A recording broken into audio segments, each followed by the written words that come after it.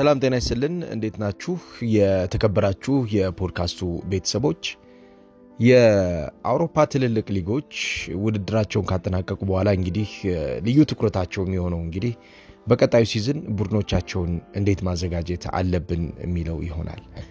በርከት ያሉትም ከወዲሁ ዝውውሮችን እያከናወኑ ይገኛሉ። ልክ እንደ ሪያል ማድሪድ አይነት ቡድኖች ያልተጠበቁ ዝውውሮችን ቀድመው ይጨርሳሉ። አርሰናልም እንዲሁ የዙቢሜንዲን ዝውውር ቀድሞ ማጠናቀቁ የሚታወቅ ነበር። ማንቸስተር ዩናይትድም ዛሬ በወጡ መረጃዎች የፊት መስመር ተጫዋቹን ኩኛን በማስፈረም የፊት መስመር ችግሩን ለመቅረፍ ከወዲሁ ጠንክሮ እየሰራ እንደሆነ መረጃዎች ይጠቁማሉ። ለተጫዋቹ የውል ማፍረሻም ወደ 62.5 ሚሊዮን ፓውንድ አካባቢ እንደመደበ ይህንን ገንዘብ ከፍሎ ተጫዋቹን የግሉ ለማድረግ ከወዲሁ የመጨረሻ ስራዎችን የቢሮ ስራዎችን እየሰሩ እንደሆነ ታውቋል። ከዛውጭ የሊቨርፑልም እንዲሁም የፍሪምፖንግ መያያዝ የሌሎች ጠንካራ ቡድኖች የተጫዋቾች የዝውውር ሂደቶቻቸው የሚያሳየው ቡድኖች በሚመጣው ዓመት የተሻለ ተፎካካሪ መሆን የሚያስችላቸውን ነገር ለመፍጠር ከወዲሁ ቀድመው እየሰሩ እንደሆነ የሚያሳይ ነው። የዓለም እግር ኳስ እንደምታውቁት በማርኬት የሚመራ ነው። በተለይም ይሄ ሞደርን ፉትቦል ትራንስፈር ማርኬት በሚባለው እጅጉን ይመራል። ይሄ የዝውውር ስርዓት እዛ ውስጥ ገብቶ ሰርቫይቭ የሚያደርጉ ብቻ የሚያተርፉበት ነው። ሌሎቹ በዝውውር ውስጥ ገብተው ኢንቨስትመንት ማያከናውኑ ከሆነ የዛ የዝውውሩ አካል መሆን አይችሉም። በቅርብ ጊዜ አርሰናል ዕዳዎቹን ያላቀቀ ከመጣ በኋላ በተለይም ደግሞ ይሄ ከስቴዲየም ዝውውር በኋላ ከሃይቨሪ ከወጣ በኋላ ወደ ኤምሬትስ ስቴዲየም በመጣበት ጊዜ የፋይናንስ ችግር እንደነበረ የቀድሞ አሰልጣኝ አርሰን ቬንገር በተደጋጋሚ ይናገሩ ነበር። አርሰን ቬንገር ከወጡ በኋላ የኡናይ ኤምሬና የሚኬል አርቴታ ዘመን ያሳየን ምንድነው? የተጫዋቾች ግዢ ላይ በጣም ቁጥብ የነበረው አርሰናል በተጫዋቾች ኢንቨስትመንት ውስጥ መሳተፍ እንደሚችል ነው። ይሄ ደግሞ ለአርሰናል ለአዲሱ አርሰናል ለቀጣዮቹ ዓመታት ጠንካራ ለመሆን እየሞከረ ለሚገኘው አርሰናል ፖዚቲቭ የሆነ ኢነርጂ ይሰጠዋል። ተጫዋቾችን በማስፈረም የዘንድሮውን ህመም መቀነስ እንደሚፈልግ አሰልጣኝ ሚኬል አርቴታም ከመጨረሻው የሜዳቸው ጨዋታ በኋላ ተናግሯል።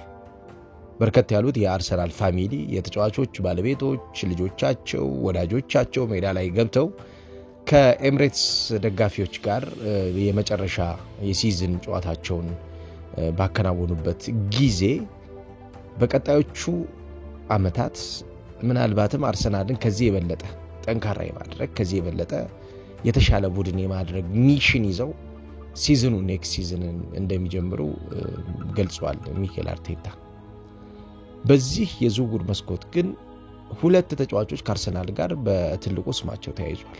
የነኚህ ተጫዋቾች ስም በያያዝ ምናልባት አንዱን ተጫዋች ወደ አርሰናል ሊያመጣው እንደሚችል በተለይም ዘንድሮ ካጋጠመው የቦታው ክፍተት ከቦታው አጠቃቀም ቦታው ላይ ከሚኖረው ኢምፓክት አንፃር ያም ቦታ በሚገባ መጠቀም አለመቻሉ ዋጋም ስላስከፈለው ከሁለት አንዱ ሊመጣ እንደሚችል ግልጽ ነው።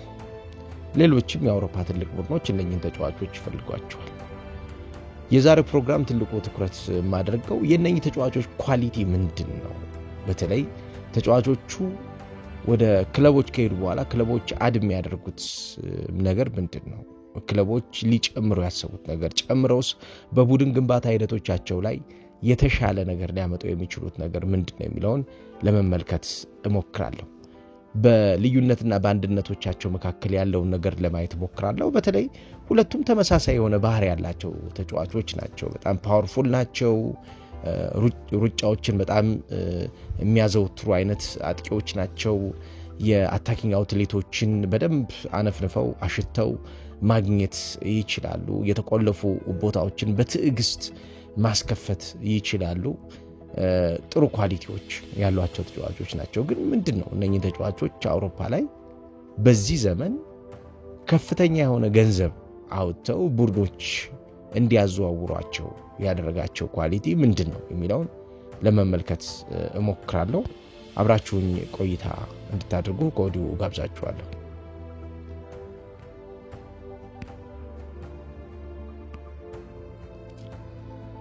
ቤንጃሚን ሼሽኮና ቪክቶር ዮክሬሽ እነሱ እንደሚሉት ስዊድኖቹ ወይም ደግሞ ተሆላ አውሮፓ እንግሊዝኛ ተናጋሪዎቹ ደግሞ አብዛኞቹ ጎይክሬስ ይሉታል። ያው ትልቁ ነገር ስሙ አይደለም፣ የዚህ ተጫዋች ኳሊቲ ነው ክለቦቹ የሚፈልጉት። በአንድ ወቅት እንደውም ከዚህ ስም ጋር ሲነሳ ያስታወስኩት የማንቸስተር ዩናይትድ የፊት መስመር ተጫዋች ሆኖ በመጣበት ሰዓት በ90ዎቹ መጨረሻ አካባቢ ኦሊ ገነር ሶልሻየር የሚባለው ተጫዋች ከተጠየቁ 41 የማንቸስተር ዩናይትድ ደጋፊዎች 32ቱ በትክክል ስሙን አልጠሩትም። እንደውም 18 የሚሆኑት ጥለውት ነበር የሄዱት ማይኩን። ያው አስቸጋሪ የሆኑ ስሞች መካከል አንዱ እንደሆነ ይነገራል በማንቸስተር ዩናይትድ ታሪክ። ያው በዚህኛው ዘመን ብዙ ቴክኖሎጂዎች በተለይም ደግሞ የፎርቦ ቴክኖሎጂዎች ስላሉ ፎርቦ ማለት የተጫዋቾችን ስም ፕሮናውንስ የሚያደርጉ ቴክኖሎጂዎች ስላሉ በሀገርኛ ቋንቋዎቹ ማለትም በፖርቹጋል ለምሳሌ ከፈለጋችሁ፣ በእንግሊዝ ከፈለጋችሁ፣ በስፓኒሽ ከፈለጋችሁ፣ በባልካን ከፈለጋችሁ ስሞቹን እየቀያየራችሁ በፎርቦ ቴክኖሎጂ መስማት ትችላላችሁና ብዙ ማስቸጋሪ አይደለም። ግን አውሮፓ ላይ የሚጠራው ጎይክሬስ ተብሎ ነው። በስዊድኖቹ ሲጠራ ደግሞ ዮክሬስ ተብሎ ይጠራል የተጫዋች። የዚህ ተጫዋች መምጣት እና የሼሽኮ መምጣት ግን ኳሊቲ ምንድነው የሚለው ላይ ነው ፎከስ ማድረገው።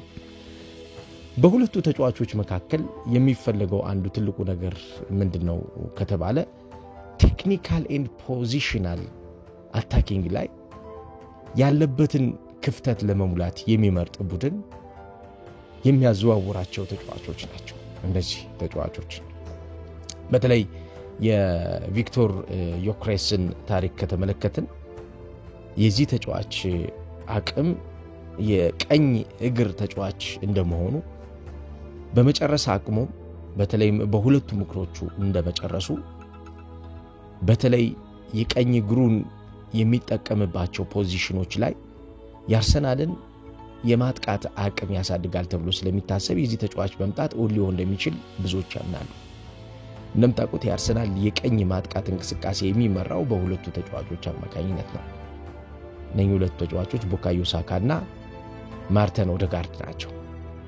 የማርቲን ኦዴጋርድና የቡካዮ ሳካ ኮሚኒኬሽን በተሰበረ ሰዓት የአርሰናል የማጥቃት እንቅስቃሴ ሙሉ በሙሉ ከጨዋታ ውጭ ሆኖ ሌላ የማጥቃት ዞን መፍጠር አስገድዶት ነበር። እንደገና ተመልሶ ከመጡ በኋላ ሁለቱ ተጫዋቾች አብረው በጋራ መጫወት ከጀመሩ በኋላ የማጥቃት እንቅስቃሴው ከዚህ በፊት እንደነበረው ጠንካራና ለተጋጣሚዎች ግን አስቸጋሪ አልነበረ። ስለዚህ በሚመጣው ዓመት አርሰናል በተለይ አርቴታ የሚፈልገው አንዱ ትልቁ ነገር ምንድነው? የቀኝ ማጥቃቱን ሴኩር ማድረግ ይፈልጋል። የቀኝ ማጥቃቱን ማረጋገጥ ይፈልጋል እንደማይፈርስበት። የቀኝ ማጥቃቱ የተሻለ ጥራት እንደሆነ ስለሚያምንና በዛ ኳሊቲ ውስጥ የሚገኙ ተጫዋቾች በተጫዋቾች ጉዳት ወይም ደግሞ በተጫዋቾች የፊትነስ የፐርፎርማንስ ችግር እንኳን ጫና ውስጥ ቢገባ ይህ ጫና ይህንን ዞን እንደማይጎዳው ማረጋገጥ ይፈልጋል። ስለዚህ የቀኝ ማጥቃት ላይ አቅም ያለውን ተጫዋች ማምጣት ይፈልጋል። ይሄ ተጫዋች እንደምታውቁት የዓለማችን ላይ ከሚፈልጉት the most complete center forwards ከሚባሉት መካከል አንዱ ነው። በእርግጥ ተጫዋቹ ከ5 እና ከ6 ዓመት በፊት ብንመለከተው ለእንግሊዝ ሁለተኛ ዲቪዚዮን ራሱ አይሆንም ተብሎ ነበር። ነገር ግን ራሱን ያስተካከለ ያበቃ ግን አውሮፓ ላይ ከሚገኙ ኤሊት ቡድኖች ፍላጎት ውስጥ ገብቷል። በተለይም ደግሞ ይሄ የአክሰለሬሽን ራኑ የሚደንቅ ነው። የተከላካይ መስመር ተጫዋቾችን ስትሬች በማድረግ ወይም ደግሞ በመለጠጥ የተከላካይ መስመር ተጫዋቾች ባላስፈላጊ የጨዋታ ሲቹዌሽኖች ውስጥ እንዲገኙ የማድረግ ጫና ይፈጥርባቸዋል።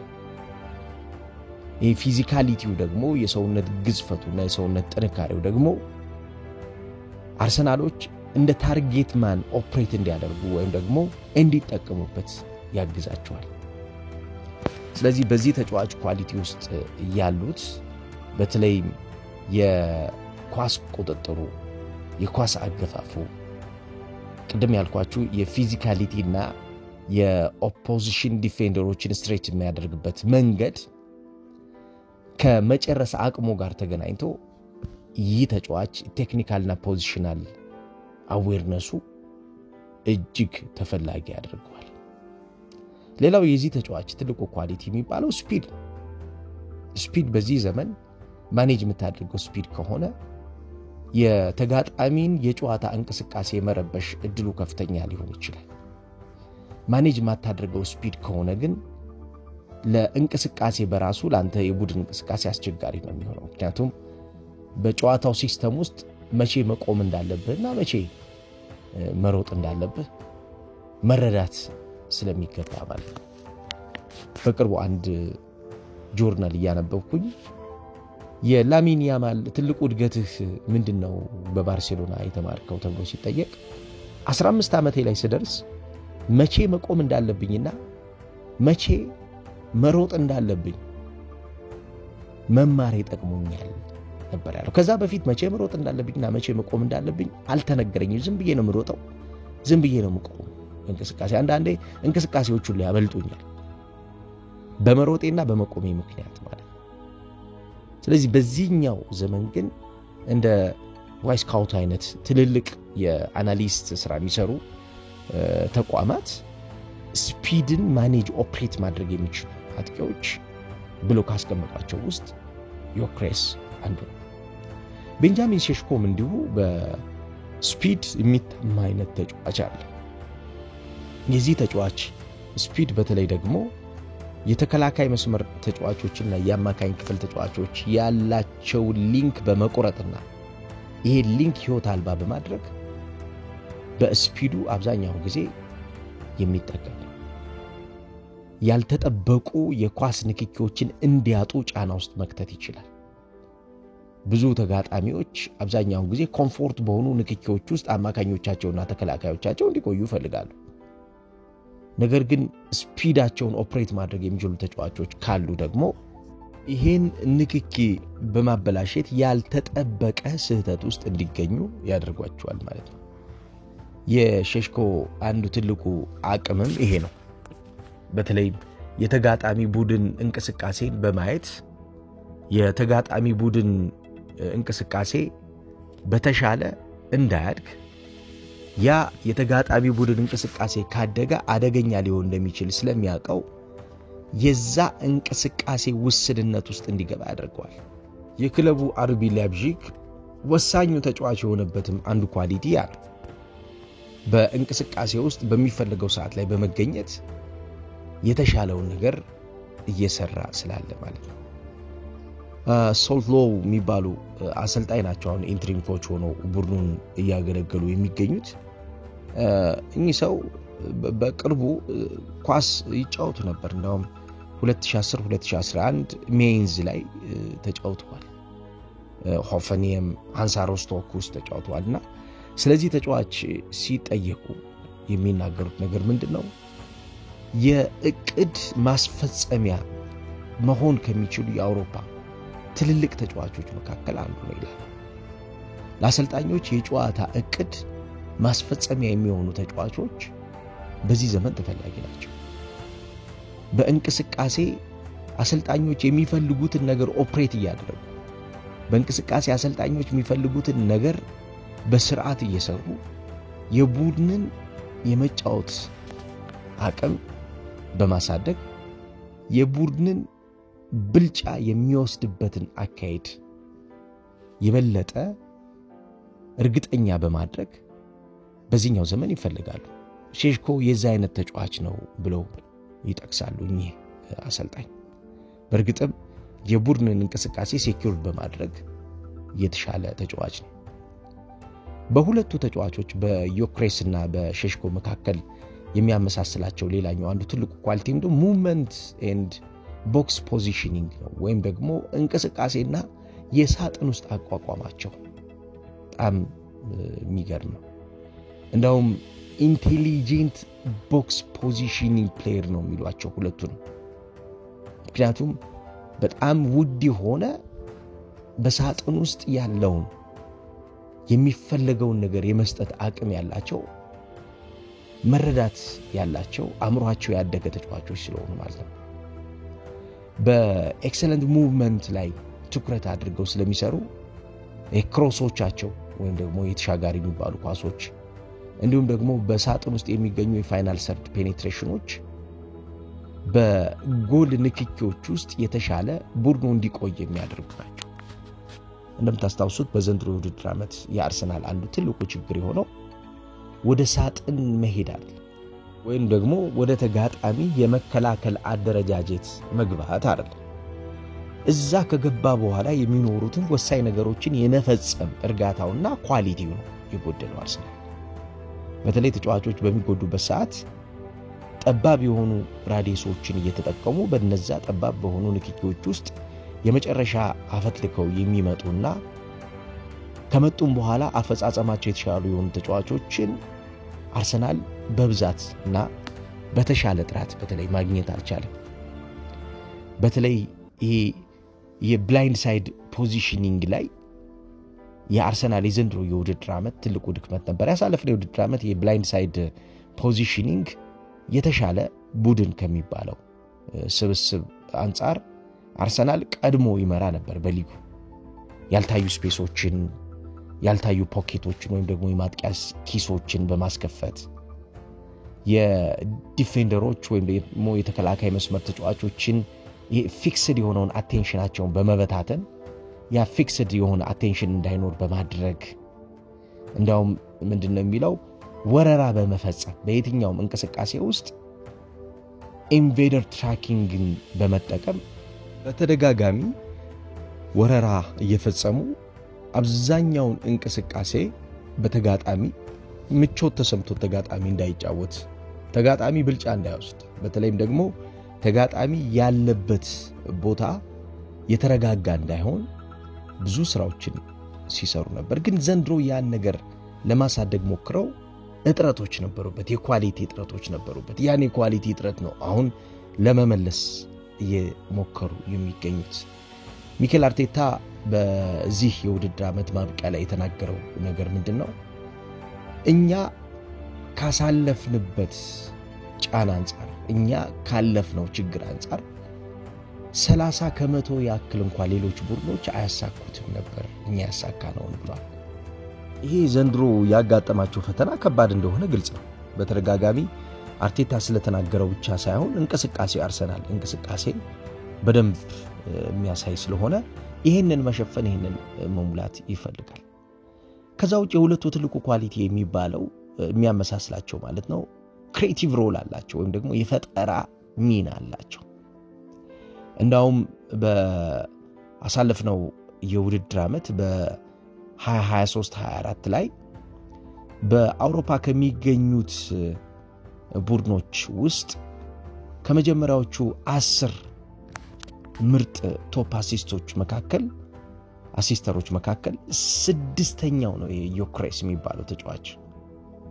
ይሄ በፕሪሚየር ሊጋውም እንዲሁ በፖርቹጊዝ ማለት ነው በጣም የተሻለ ተጫዋች የሆነው ጎል በማስቆጠር ብቻ አይደለም፣ ጎል የማስቆጠር እድሎችን በመፍጠርና እነዛን እድሎች በመደጋገምና በማሳደግ ነው። በአሳለፍነው የውድድር ዓመት የዚህን ተጫዋች እድገት ብዙዎቹ በደንብ ያውቁታል። በቡድን እንቅስቃሴ የዚህ ተጫዋች አለመኖር ቡድኑን እንዴት ሊያሳንሰው እንደሚችል ስለሚያውቁ ማለት ነው። በስፖርቲንግ ለምሳሌ በ66 ጨዋታ 68 ጎል ያስቆጠረ ተጫዋች፣ ይሄ በጣም ብዙ ቁጥር ነው። በ66 ጨዋታ 68 ጎል ማለት ይሄ ተጫዋች ከተጫወተበት በላይ ጎል የሚያስቆጥር ተጫዋች ነው። ለምሳሌ በአሳለፍነው የውድድር ዓመት በኤስሮድ እና በቦቪስታ በሚባሉ ቡድኖች ውስጥ አሲስት በማድረግም ሃትሪክ በመስራትም እንዳውም በኤስሮል በሚባለው ጨዋታ 4 አሲስቶችን ሰጥቷል። የጃንዋሪ 5 2024 ላይ ነው 5-1 ባለቀው ጨዋታ ላይ ገብታችሁ መመልከት ትችላላችሁ። 4 አሲስቶችን ሰጥቷል ይሄ ተጫዋች። ይሄ ማለት ጎል ማስቆጠር ብቻ ሳይሆን ለጎል የሚሆኑ ኳሶችን በማዘጋጀትም የተጫዋቹ አቅም በጣም ከፍተኛ ነው ማለት ነው። የሴሽኮም አንዱ ትልቁ አቅም ይሄ ነው። ጎል ማስቆጠር እንዳለ ሆኖ ለጎል የሚሆኑ ኳሶችንም የማዘጋጀት አቅም አለ። በተለይ በመስመሮች መካከል በመቆየት የመስመሮች መካከል እንቅስቃሴ የሚፈጥረውን ጫና ተቋቁሞ ያን ጫና አሸንፎ ተጋጣሚን አውት ኦፍ ፖሴሽን አድርጎ ወይም ደግሞ ከሚፈለገው የኳስ ንክኪና ከሚፈለገው የኳስ ብልጫ እንቅስቃሴ ውጪ አድርጎ ዶሚኔት የማድረግ አቅም ያለው ተጫዋች መሆኑን አሳይቷል። በእያንዳንዱ የጨዋታ እንቅስቃሴ ውስጥ አጥቂዎች የሚፈልጉበት ዋነኛው ምክንያት ጎል ለማስቆጠር ብቻ አይደለም። ጎል ማስቆጠር በዚህኛው ዘመን ቤዚክ ነገር ብቻ ሆኖ አይቀመጥም። ጎል ከማስቆጠር ጀርባ ያለው ጎሉ የሚገኝበት ፕሮሰስ ነው። ኤክሰለንት ፊኒሺንግ የሚሉት እነሱ ወይም ደግሞ ድንቅ አጨራረስ የሚባለው በምን መታገዝ አለበት? በሙቭመንት መታገዝ አለበት። በተጫዋቾች የግል የአእምሮ ብልጫና ስኪል መታገዝ አለበት። ከዛ ውጭ ከአማካኝ ክፍል ተጫዋቾች ጋር በሚፈጠረው ንክኪ የሚያድግና ንክኪው ለተጋጣሚ ከጎል ማስቆጠር በላይ በእንቅስቃሴ ውስጥ ጫናውን መሸከም በሚያቅታቸው ሲቹዌሽኖች ውስጥ ደጋግመው እንዲገኙ የማድረግ ስራዎችን አጥቂዎች መስራት ይኖርባቸዋል። የሁለቱ ተጫዋቾች አንዱ ትልቁ ኳሊቲ ነው። the ability to receive the ball under pressure። ይሄ ሌላኛው ኳሊቲያቸው ነው። በጫና ውስጥ ሆነው በከባድ ሲቹዌሽን ሁኔታ ውስጥ ሆነው ኳስ ተቀብለው ዞረው ለመጫወት የቡድን ጓደኞቻቸውን የሚፈልጉበት አቅም እነኚህን ተጫዋቾች ተፈላጊ ያደርጋቸዋል። የተፈጠረለትን ስፔስ ማጥቃት ሳይሆን ስፔስ ፈጥሮ ማጥቃት፣ ስፔስ ለሌሎቹ አጥቂዎች መፍጠር፣ creating attacking space for other players። ይሄኛው በሁለቱ ውስጥ አለ። አታኪንግ ኦፖርቹኒቲዎች የሚፈጠሩት ቤዚክ የሆነ ስማርት ማይንድ ባላቸው ተጫዋቾች ነው። እነኚህ ተጫዋቾች አብዛኛውን የሚለካው በሚያስቆጥሩት ጎል ሳይሆን በሙቭመንታቸው፣ በእንቅስቃሴያቸው፣ በሜዳ ውስጥ ባላቸው እንቅስቃሴ ነው። ስለዚህ የሜዳ ውስጥ እንቅስቃሴያቸው የነኚህ ሁለቱ ተጫዋቾች አቅም አውሮፓ ላይ እንዲፈለጉ ያደረጋቸው ይሄን የመሰለ ኳሊቲ ስላላቸው እንግዲህ ወደ እንግሊዝ ከመጡ በኋላ እንዴት ሊያሳድጉት ይችላሉ፣ እንዴት ሊጠቀሙበት ይችላሉ የሚለው በሚመጡበት ቡድን የሚፈጥሩት ጫና ኤክስፔክት የምናደርገው ይሆናል ማለት ነው። ስለነበረን ቆይታ እጅግ አድርጌ ከልብ አመሰግናለሁ። ጥሩ ቀን ይሁንላችሁ።